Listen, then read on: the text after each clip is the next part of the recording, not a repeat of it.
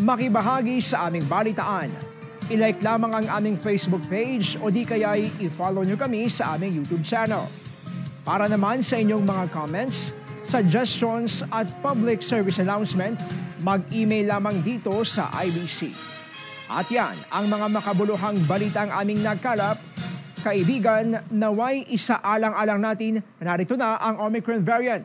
Kaya't palagi ang mag-mask, maghugas ang kamay, dumistansya at magpabakuna na kontra COVID-19. Muli po kaming magbabalik bukas. Maraming salamat, Pilipinas. Ako po si Brian Castillo at ito ang IBC Tutok 13. Kaibigan ng bayan, kaibigan ng katotohanan.